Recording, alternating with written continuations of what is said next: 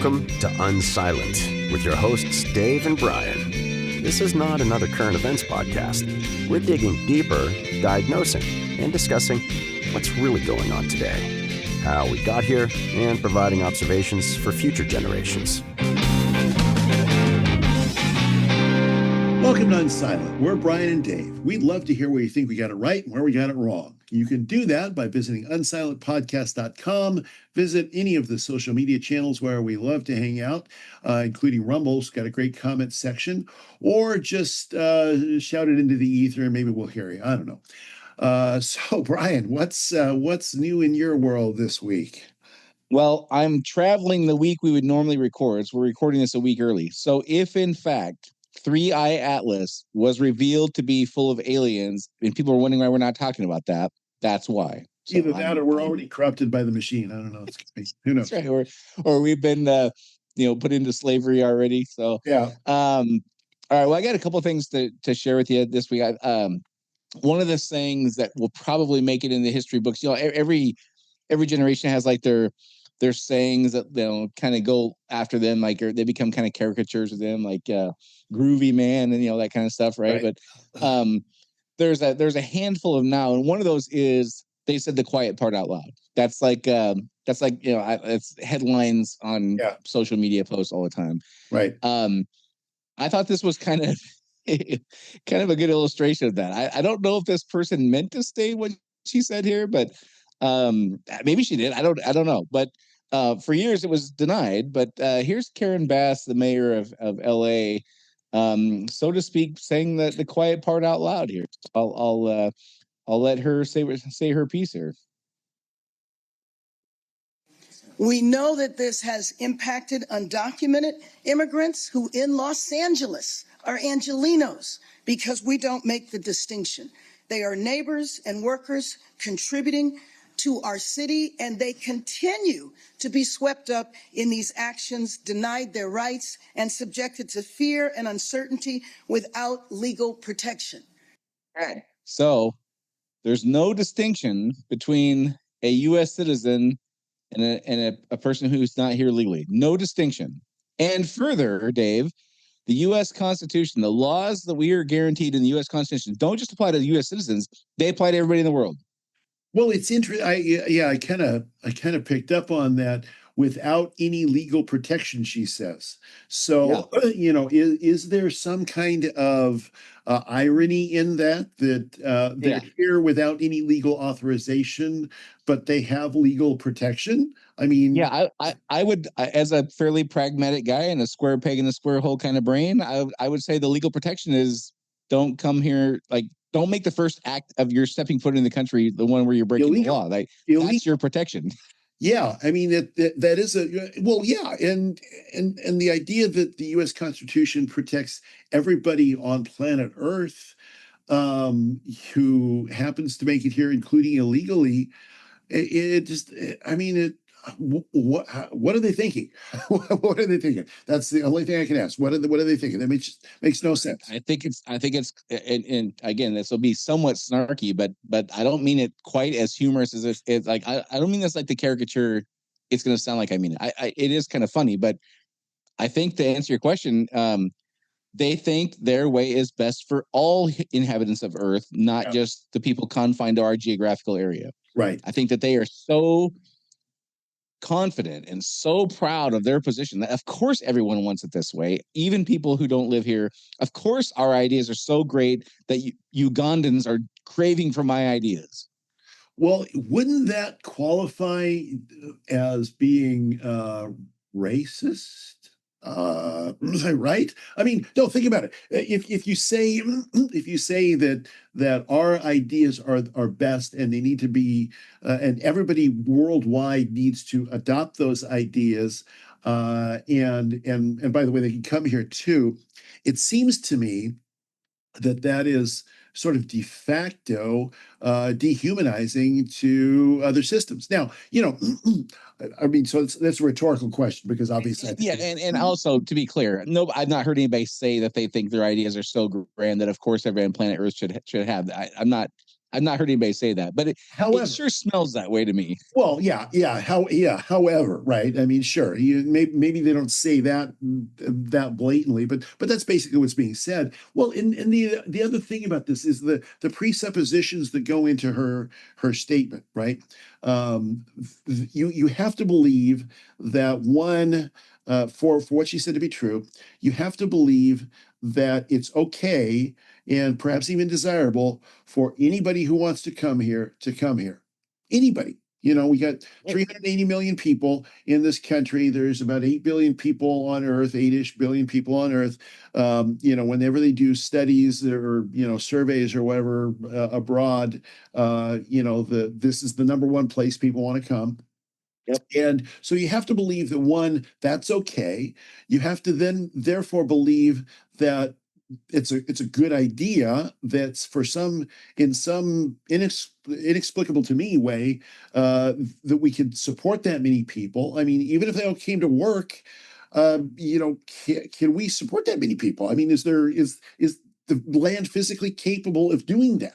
I think there's been arguments the land can physically do that because the federal government owns so much of the land west of the Mississippi. Like the percentage of land the federal government owns west of Mississippi is substantial. Like 94% of the state of Nevada is federal land. It's an insane number. Yeah. Well, there's room. So there's no doubt there's room. So I just want to be clear. Like geographically, yes, we could fit 1 billion people here probably if we want to live like Japan. There's physically room for everyone to fit. I don't think that's your question though. The question is, can our economic system sustain that? And let me throw this at you. I have not been able to fact check this. I don't even know. I honestly, I don't even know where to look to get like a true number. But I saw something today put out by what I would consider a fairly credible source, but it was online, so who knows? Could be completely full of crap. It said that 1 in 10 people in the United States is or a government employee of some sort. Could be a teacher, could be federal level, could be a bureau, could be whatever. 1 in 10 people in the United States is a government employee of some sort. This includes firefighters, sheriffs, all that stuff, right? 5 in 10 people in the United States are currently not working. No, not some are by choice and some are not. Some are retired, some are old, some are not yet able to work. They're 12, whatever, right? That leaves 4 in 10 Americans are working to support all the rest of them. Yeah. Well, yeah, and that's kind of my original point is that even though we could fit that many people here, could we support that? Is there the physical capability of supporting that many people here? And I think the answer is clearly no. Well, if you would pay your fair share, Dave, and guys like you, then of course we could. Like if you would just stop being so tight, such a tightwad with your cash, and like if you would just pay 74% income tax, of course we could. Yeah, then it would do it. Then it'd be fine. Yeah, see the whole premise of open borders is based on unsupportable, illogical, economic, physical. I mean, it just the list of things is just staggering. And this is a sincere question. I'm not being sarcastic here. This is a sincere question. Can you think of a time that California has ever had to deal with their own economic situation? Meaning, they tax, as we said last week.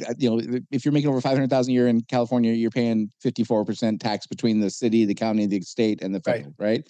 Somewhere, I don't know. It might be 51, it might be 57. I don't know. It's somewhere in there. It's over 50%. I know that. Yeah. Less than 60. They run a deficit every year. They spend more than they bring in revenue. Right. The government does every year. Yeah. But what happens every so often? Every so often, something happens. Hurricane Katrina happens, and there's this widespread bailout for Hurricane Katrina happens, and somehow California ends up with money because it's just swept into the bill, right? Right. Right. That's just how this stuff happens, right? Yeah. And I'm not saying it happens specifically with Hurricane Katrina, but those kinds of things happen. These kind of big events happen, and quietly money for places like California is just kind of it just finds its way in there, and they get bailed out. So this is a sincere, earnest question. Have you ever heard of a time where California was told no by the federal government, like using Obama's favorite saying, "It's time for you to eat your peas"? Right. No, it doesn't happen. I mean, the entire system is not constructed in that way. So in her defense, she's operating in her reality, which has been a reality for decades. Like as long as you and I as parents have been alive, this is how it's worked. Where California spend whatever they want to spend on their project. And by the way, I think the Emissions Act of like 1979 or whatever, when they divide, the catalytic conversion and all that, I think that was fantastic. I'm not saying all the stuff they did is bad. I'm not saying that. But they've never had to be self-sustaining. There's always the money from the federal government to bail them out. Right. So her worldview is like, you and I are talking about math as if it's this objective thing that there's limits to. And her worldview is like, show me when that's been the case. Yeah. I'd love to hear our argument for that.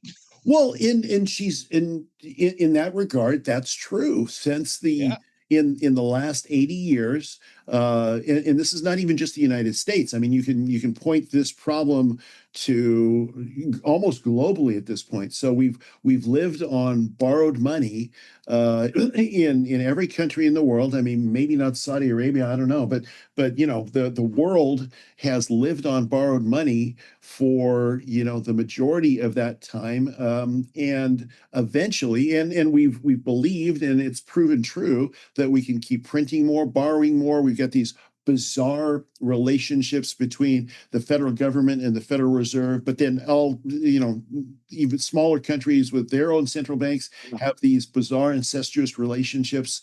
So, I mean, to that point, the Ponzi scheme has not come due. But I do believe, that sometime in this fourth turning era, that whole way of doing things globally is going to collapse. It can't. Yeah. I mean, you can only borrow until there's nobody else left to lend you money anymore. I didn't save this video for us to watch it because it's so complicated. I don't understand it. But essentially, the video, it showed, like take the top 25 countries, U.S., China, of course, like all the way down to like France, Germany, top 25 companies in GDP. So including Russia and these, other countries, right? Collectively, they have bonds outstanding, their version of U.S. Treasury bonds, outstanding of trillions of dollars. Like we're talking like, I don't know, it might be 20 trillion. I don't know. It's an incomprehensible number. And the question they were asking in this video was, who do they owe the money to? Right. Yes, exactly. If they all, and so essentially what it said was they all own each other's debt. All these countries essentially own each other's debt. Right. Well, so the system is so interwoven and so financed by debt that if and when the dominoes begin to fall, like everything comes down because it's all interwoven. Like, it's not like the U.S. is the one bad apple here, and we have all the $37 trillion in debt we have, which is horrible. Right. And like the Saudis, and the Chinese, and the Russians, and the Mexicans, and the South Africans, like and they own it, and the French and all that, they own it. And then something goes bad, and those guys are just out of luck. Right. That's not how it works. We also own Chinese debt. We also own French debt. We also own Mexican debt. It's like the world's greatest Ponzi scheme. Well, and that's exactly what it is, a Ponzi scheme, because, for instance, most of the U.S. debt, as I understand it, is owned by the U.S. Right. So, how is it that the United States owns most of the United States debt? I mean, you think about that, that's just really weird. That's just very strange. Yeah, for sure. Okay, so anyhow, my point with Karen Bass was, I don't think you're supposed to say that part, that there's no distinguishable difference in rights and entitlements to citizens and non-citizens, but she said it. I believe her. I think she means it. If they're entitled to the same rights as she's saying, then it would stand to reason they're entitled to the same entitlements as U.S. citizens. Sure. So essentially, all you have to do is make it to the U.S. territory, whether that be Guam or Florida or Puerto Rico or the U.S. Virgin Islands. Like, all you gotta do is step foot on land, and like you get the same things as the guy who's been paying into Social Security for 43 years. Like it's all the same. Yeah. That's now. That has been the hypothesis for conservatives for many years now, but it's been staunchly like, you're a racist for saying that. How could you even say such a thing, right? And now, like, again, she said the quiet part out loud. So I thought that was fascinating. The other video I'm gonna share one more with you, and then I got a third one that was just really kind of revolting, honestly, is the right word. I think that's the right word for how I feel about that. But before I get to that revolting one, here's this revolting video. I'm sure you saw this, but this made headlines about a week or so ago, or maybe a week and a half ago. You gotta grab a gun. We gotta turn around the guns on this fascist system. These ICE agents gotta get shot and wiped out. The state machinery, that's a full display right there, has to get wiped out. You gotta grab a gun. Did you see this, Dave? Yeah, I did. I saw that one. It's staggering. It's staggering that yeah. I mean, so these are the people who tell us we're crazy for saying that there's any connection to Charlie Kirk getting shot and calling him fascist and racist for so many years. Yeah, I mean, when I saw that, I'm like, okay, well, who is this guy? One, and two, how did he get a microphone? And three, why didn't somebody come take that microphone out of his hand? And I mean, the funny thing is, it's like we were talking about before, the quiet part out loud, right? it's proving that the predicate to violence is speaking, and this is directly calling for violence. Wipe out ICE, wipe out the fascists. I mean, that's it's hard to even to know what to say to somebody like that. What do you think the chances are he's a employee in a educational institution? I'd say it's probably pretty significant. Educational institution, perhaps he probably draws some government paycheck someplace. I don't know for sure, but I know I heard rumblings that he was, he worked at some school. Maybe he does, maybe I don't know for sure, but I did hear some rumblings of that. But again, even if you're in his tribe and you're on his team, why doesn't somebody go up there and say, yeah, we don't condone that, and carry on with your signs and your chanting and your singing and all that stuff, but we don't condone what that guy just said. Right? Why is that element absent?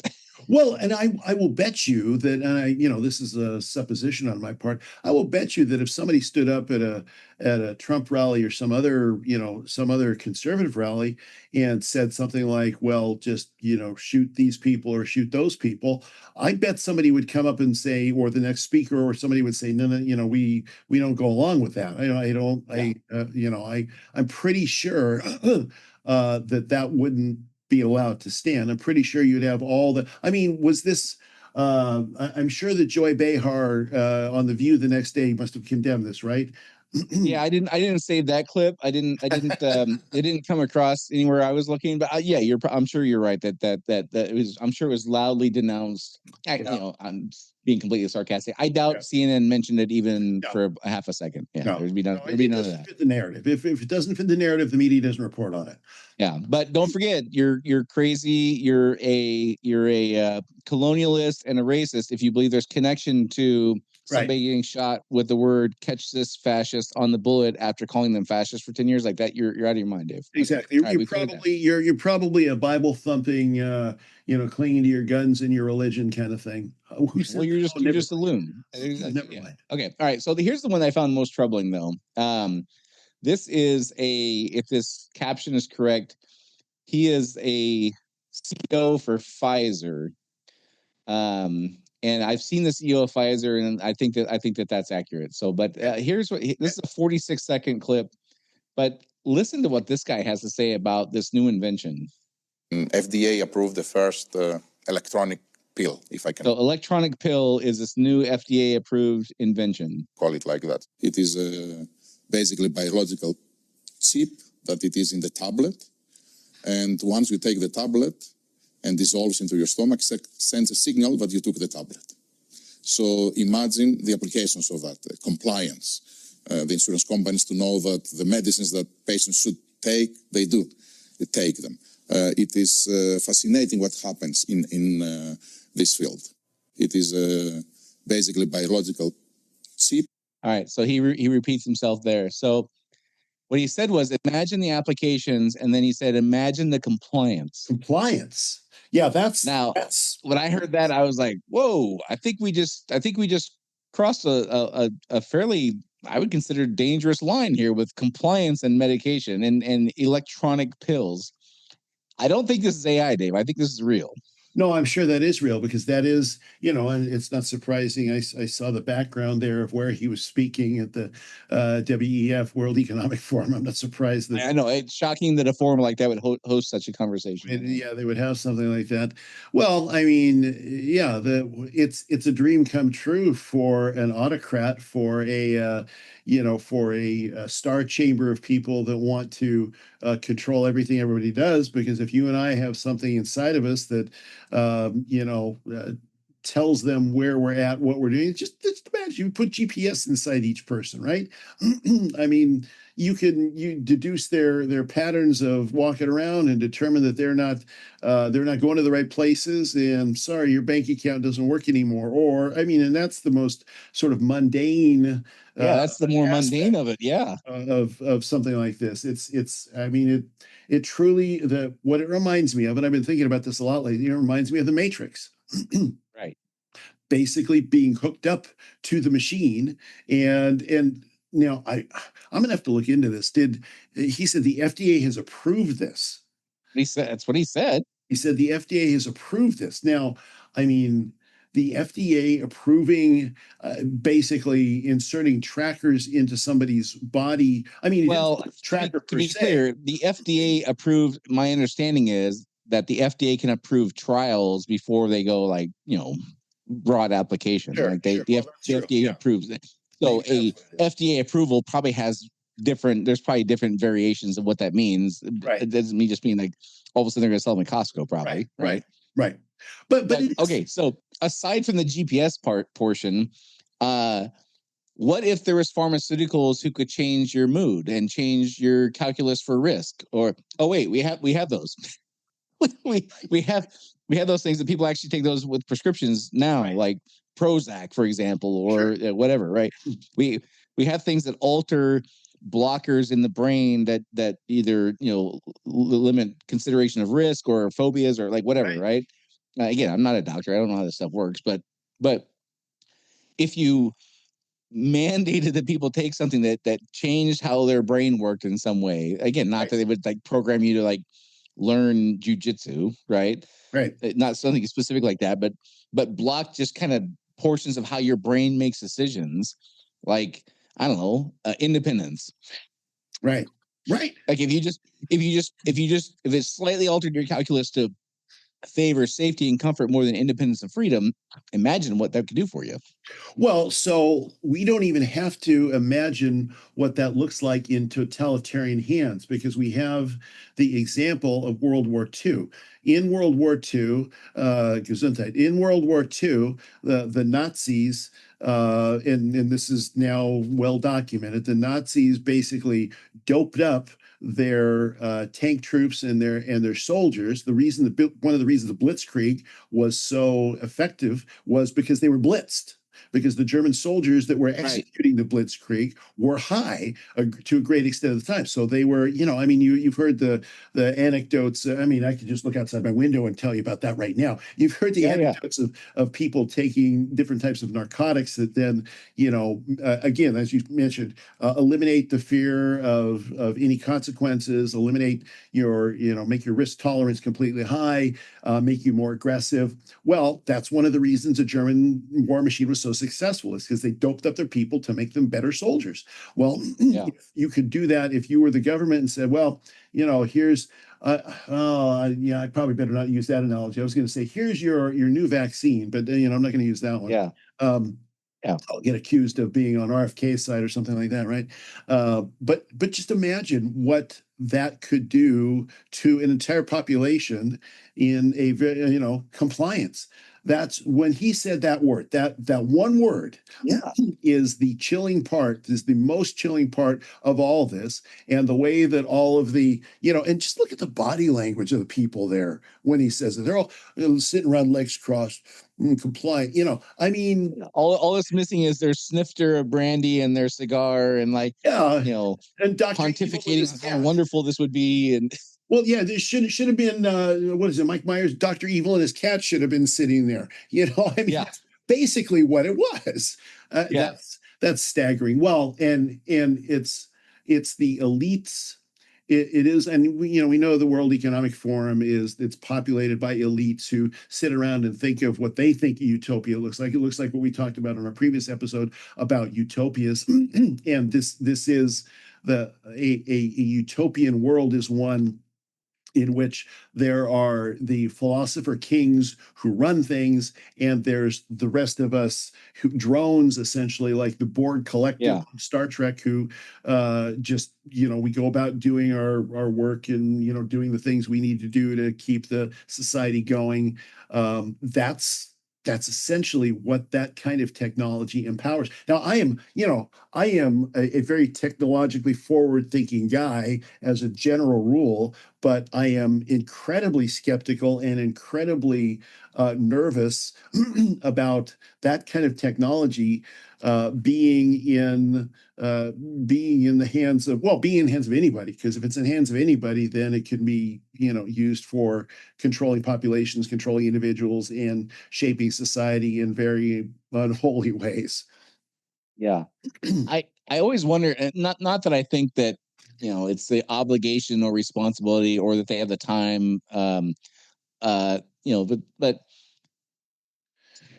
where are the people who are of significant influence? AOC, Trump, JD Vance, RFK, governors, prominent governors, other countries' leaders. I don't ever see anybody respond to this kind of thing. So either they dismiss it just completely out of hand, like those guys are nuts, like you can't even like engage that because it's just they're out of their minds, or they don't think that, which opens up a whole other slew of possibilities. Again, not that I'm expecting any person with a significant role in leadership across the globe to sit around and respond to every loon like this that pipes up with something like this, but I would expect it once in a while. Is that a weird expectation to have? Like once in a while they'd go, okay, FYI, if you hear this kind of nonsense, like they're out of their minds. Just like don't worry about it, or something, right? I think that they will respond when you get a significant enough sampling size of people that are concerned about it. I don't think people in either side of the equation are going to respond much to this until you have enough of the public that has some concern about that. Now, I do believe that where we are at right now, and I observe this. I mean, I've been reading about this. I've been watching interviews. There's a significant pushback against. We've talked in the past about the blob. I'm reading a book right now I can recommend. I'm 5 chapters into it.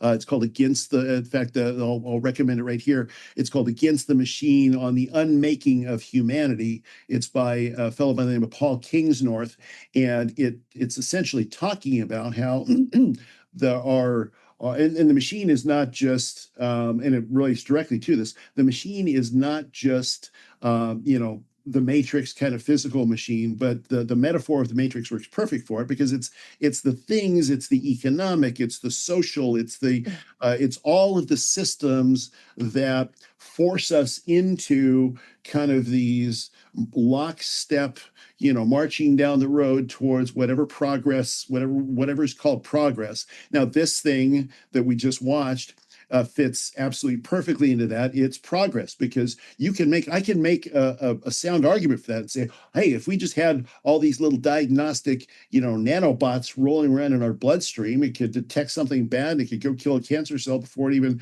starts multiplying. Well, that sounds pretty good, doesn't it? Except when you take into account what we started this podcast talking about. We started talking about the turnings that we're in, the fourth turning that we're in, and we started talking about the unchangeable nature of humanity, human nature. Right. And in a benevolent, perfectly benevolent philosopher king running the whole world society, then okay, maybe we could trust this technology in the hands of that person, but it wouldn't be a human being, I'll tell you that, because every time we've tried anything on of that kind of that kind of power, we've ended up with a Mao or a Hitler or a Stalin or whoever else you want to call them. Well, I would argue the Matrix argument goes back to thousands of years. I mean, you look at the Egyptian pyramids. Yes. One of the 7 wonders of the world. Okay, the desire to build those things arguably was a great endeavor. Yep. Except for if you're slave number 4,132 and you just carry blocks all day long, and then you go back to your quarters and you get your pot of beer and whatever sustenance you get for the day, and then you get up and go do it again tomorrow. Like if you're stuck in that matrix, like that part of the matrix sucks. Yeah.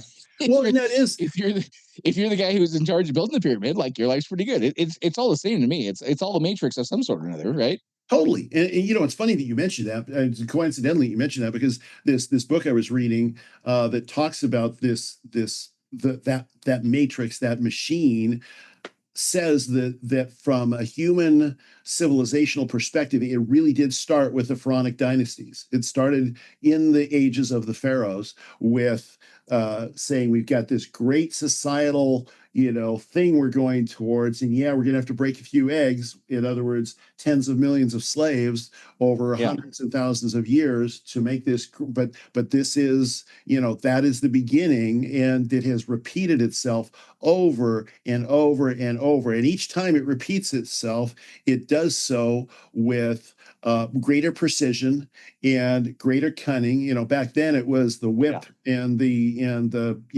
you can eat or you could get whipped if you're too slow. Now it's like, we'll go give you all your screens. And in fact, the fascinating thing about this book I'm reading is he says that that humanity, authentic humanity, can really be defined as people, place, prayer, and the past. He said the problem with modern life is that it's the 4 S's instead of the 4 P's: science, sex, self, and the screen. And that those are the things that are really pulling us away from authentic humanity and subsuming us in the machine. And I think you could take a lot of that and apply that at many different times throughout history, whether you're talking about the French Revolution or the pharaonic dynasties. Well, I think one of the things that you and I kind of circle back to, if not every episode, certainly regularly, is in this instance, the carrot and the sticks are different, and they were different 80 years ago, and they were different 200 years ago, and they were different 500 years ago, and they were different 5,000 years ago. The specific carrots and the specific sticks are different. The underlying human behavior is exactly the same. Exactly. Yes. Yeah. Exactly. Whether you're the cog, the slave, or the person today who's told to take this electronic pill or be debanked, right? Whatever. Like, you go to your 9 to 5 job, and you can have a lot of this much time and resources and whatever for fun, whatever that is. Like, whether you're that person in the machine or you're the top chief who can call the shots on who gets what, the underlying behaviors for all the players is the same. It's just the carrots and sticks, and the technology's changed, but fundamentally we're the same creatures. Well, and so the hope is, see, this is the part where you have to say, okay, well, is it all doom and gloom? I mean, there's some people that talk about these, that I read a lot of them. There's some people that talk about these subjects, the blob, the machine, whatever you want to call it, and it's very depressing. It's very discouraging. But there's other people that talk about it and say, well, in the past, we've gone through similar ones, perhaps not as technologically advanced as we're currently going through, but we've gone through similar eras. You could say the Industrial Revolution was that. I mean, for sure. Factory workers, barons, and the workers there was then revolt against that. You could even say that. And it's not always positive revolt. You had the Marxist, arguments against that. So, whatever it happens to be, there's always been, at some point, another part of human nature is at some point, people start realizing this doesn't feel like real life. This does not feel like authentic life. And, we've talked about this before. There's a real desire these days for the analog. There's a real desire for, cassette tapes and LPs. There's a real desire for, kids like music from the 90s or the 80s now, which is like, oh, that's kind of cool. They're not as dumb as I thought. But, there's a whole bunch of that people call it nostalgic, which, nostalgic means it's you're yearning for home. You're yearning for something that you used to experience. And so I do think there is a possibility, there is a potential as people, because there is a part of us, there is a part of the human creature also that is spiritual in nature. It's not, Right. I mean, yeah, we all want to be fed, we want to have sex, we want to, have a comfortable, we want certain things that are physical, but there's also a part of us that's higher than that, if you want to call it that, that's more evolved than that, if you want to put it in those terms. And when that sort of authenticity to life, authenticity of real life, gets challenged in the way it does today, I don't think there's very many people that, at least of our age, that can look around today and say, this feels right, this feels normal. I mean, it just feels wrong. And there's people on the right, there's people on the left, there's people in the middle, there's people everywhere that look around and say, it just doesn't feel right. Well, what does that mean, it doesn't feel right? I mean, can you point to something? Well, we point to tribalism and we point to, no, it's not that at all. Those are symptoms, but that's not the cause. There's something else.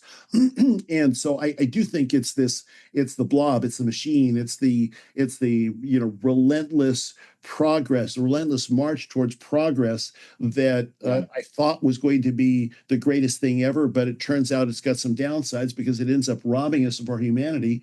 And I'm hoping and I believe that this time around we'll also go through that same side. We talk about the 80 to 100-year cycles of the turnings, but I've mentioned before, and we've talked about before, there are larger cycles as well. There are bigger cycles as well that humanity goes through, and I think we're at to me at least, I think we're at a convergence of, yes, the fourth turning cycle, yes, the secular cycle, as they call it, but we're also at a turning point of a much larger cycle as well that brings to that's bringing to the end or bringing to a change in the Reformation and the Enlightenment and the modernistic era, postmodernism. All those things are kind of coming to a head. And so what comes next, I can't say. I don't know. Nobody knows, I think. But I think there is a real desire and a real push at a more fundamental level for a return to something more human, a return, and maybe we'll all live in huts. I don't know, but yeah, I think on that front we have an extremely big challenge. Just AI alone is going to make that so much more difficult. I mean, as you were talking there, I was thinking about imagine somebody who lived the same time span as like Wyatt Earp. Wyatt Earp was born somewhere around 1840 and died around 1930, 1929, somewhere in there. Imagine the evolution in technology he saw. Oh, yeah. So all that humanity had known for millennia was transportation was horses and wheels and wagons of some sort, right? For thousands of years, that's all we'd ever known. Going back to the Egyptian times, all we'd ever known was horses and wagons of some sort, right? Yep. And then, boom, there's cars and motorcycles and airplanes. Are you freaking kidding me? Airplanes? I mean, what a mind job that must have been, right? Yeah. Tanks, machine guns, radio, TV. The early movies, the talkies were in the 20s, and high-rise buildings and Wall Street and the Titanic, and just all the technological things.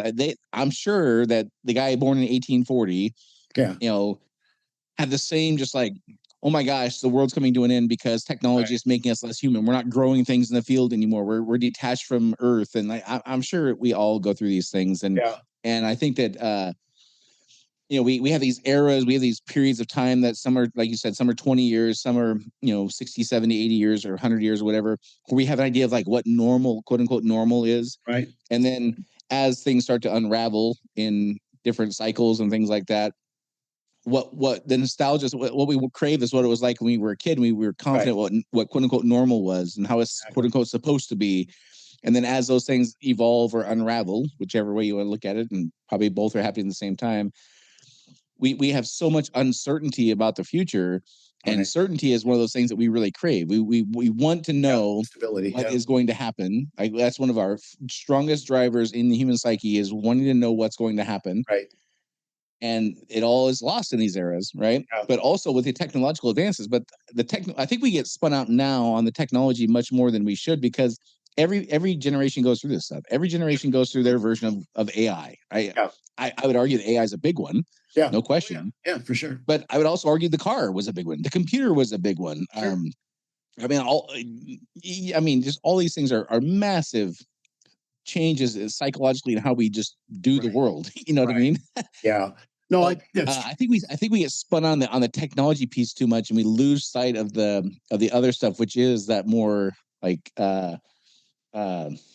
I don't know if I would spiritual is not exactly what I'm thinking, but it's along those lines. Like, kind of what's our purpose, right? Especially when AI comes out and you can, if you want a lasagna for dinner, you just tell your robot to go make lasagna. There's no family component to that anymore. Now you might as well you're just having your Stouffer's made at home instead of going to the store and buying it in a box. And you lose all that, right?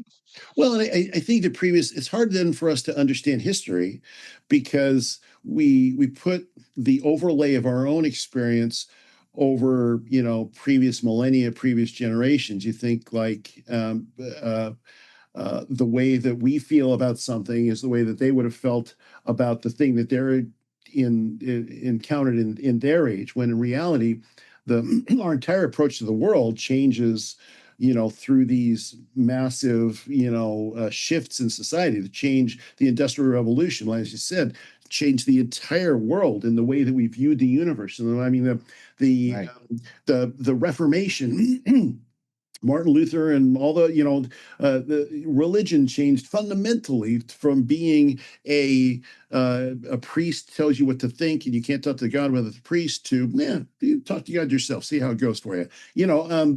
So that was fun. Well, think about the average citizen. Like last week, you were talking about the revolution in Russia when Tsar Nicholas II was.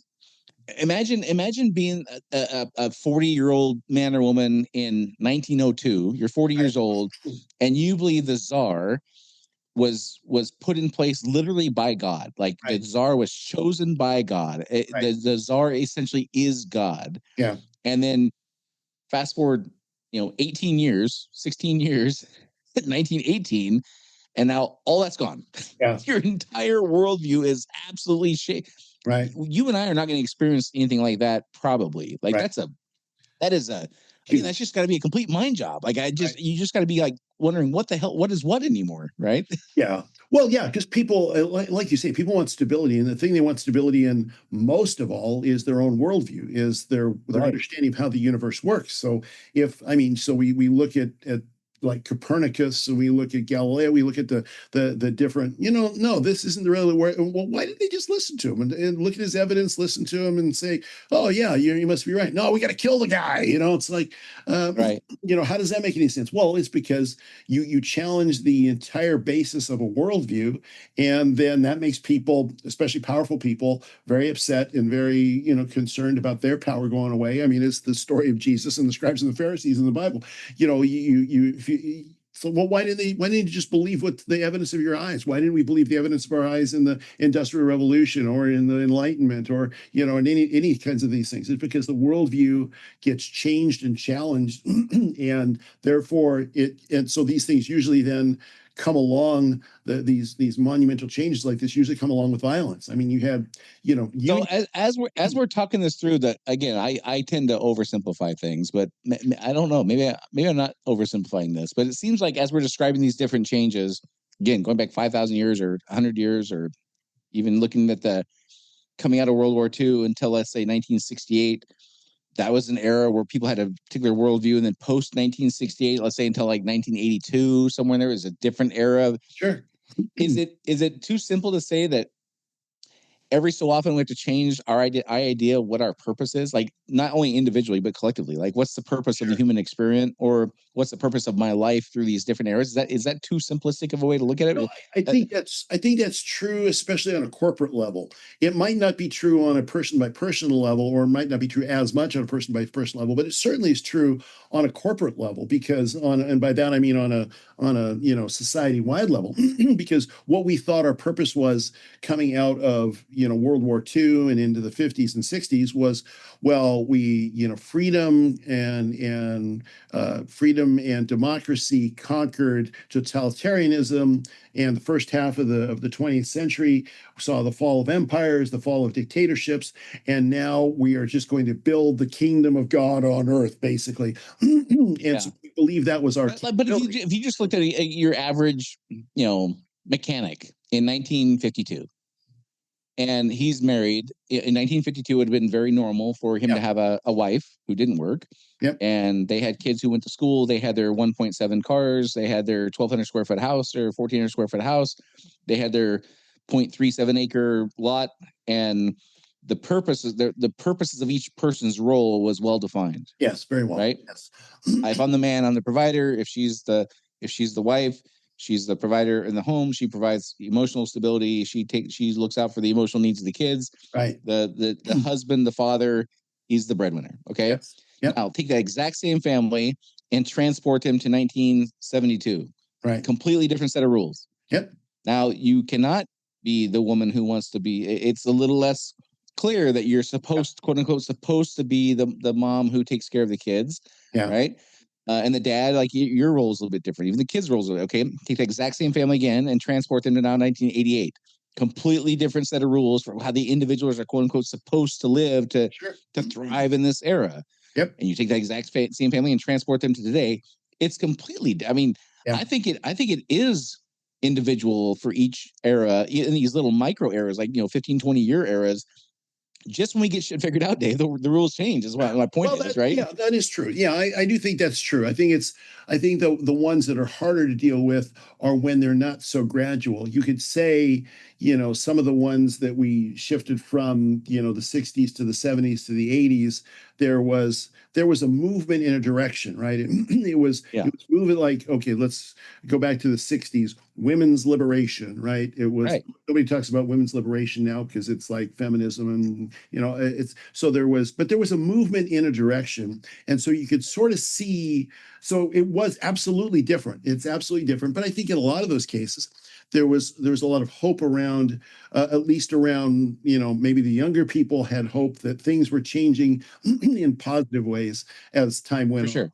And agreed. Yeah. Whereas some of the older people might be like, no, this is upsetting the apple cart. Women shouldn't work. And, because they just had a longer paradigm of what normal was. Yes. Yeah. Right? Exactly. The kids, they had, you don't start becoming aware of how the world is supposed to, what are you, 12, 14, somewhere there's where you start like paying attention to anything outside of your household. Right. So you have a 6-year window of seeing what mom and dad do and deciding you don't like it, right, versus having a 66-year history of saying, yeah, these guys are actually they're a little more liberal than I'd like them to be, and how they define their roles, because you have 10, 11 times more life experience to inform that, right, that view, right? Yeah. No, I think that's true. And I think that's true. I think there's this, and well, that's what makes life so uncomfortable, is because it's always changing, and it's, just when you get used to something, then so to your point, on even an individualized basis, it's always changing, and therefore there's two ways you can deal with that. The conservative way, I want to conserve what I had when things were, quote unquote, I mean, the years of your first 12 years of life, every year was about 20 years long, right? In your mind. Now it's like, oh, what happened during the last 10 years? Well, I did a couple different, I got a new car, it's like, each year is about a week long. Because of how we perceive time's passage, and we all do that, and that's just kind of the nature of aging. But I think both of those things are happening simultaneously, and that's we try then to find some level of comfort and some level of stability in all of that, and in areas of great change, both on the corporate and on the individual basis, it becomes very difficult to do. Yeah, for sure. All right. Well, I think we've solved all the problems this week. I think we've now put all the problems to bed because of our insights there. Indeed. I don't know if we solved anything. I don't know if I understand any of this stuff. It's certainly fascinating to watch in real time, though. It is. Yes. One quick thought I did out. This is, maybe we'll talk about this next time I see you. But I didn't read the whole thing, but I saw kind of a bit of a headline, and I saw like the subhead, which was what led Japan to go to war in World War II was our embargo on oil. Yes. Right. We didn't allow them to buy oil, and then they needed oil. Now, arguably in the 1930s and 40s, oil was the most important commodity on the planet. Is that a fair assessment? Oh, yeah. Okay. Totally. The trade wars we're having now with China, the parallel this author was making of this article was what China is doing to the U.S. with these rare earths is just exactly the same as what we did to Japan in World War II. Yeah. And they're kind of like, as far as I can tell from the little bit I've seen of it, they're kind of like, and we all know how that went, kind of a thing. Well, that's an Is there a parallel here? And if you give a short answer, give it. If not, think about it. And the next time I see you, we can dive into that a little bit more. But what do you think? Is there a parallel? I never really considered that, but I was like, actually, that kind of makes sense.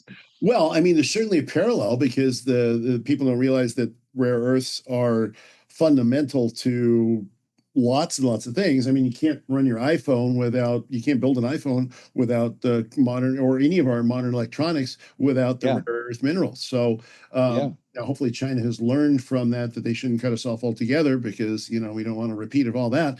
But what other lever do they have to pull? Well, yeah, I mean, there's the danger. There's the danger. I think that's worth a full conversation.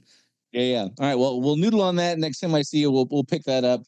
And as Dave said at the beginning, if you think there's anything we got especially right or wrong, we'd love to hear about it. You can do that unsilentpodcast.com or Unsilent or Rumble has a great comment section. And until next week, this is Dave and Brian signing off. See you next week. Do you want to be unsilent? Make your voice heard on our social media channels and share where you think we got it right or wrong. Go to unsilentpodcast.com for social links so you can join the discussion.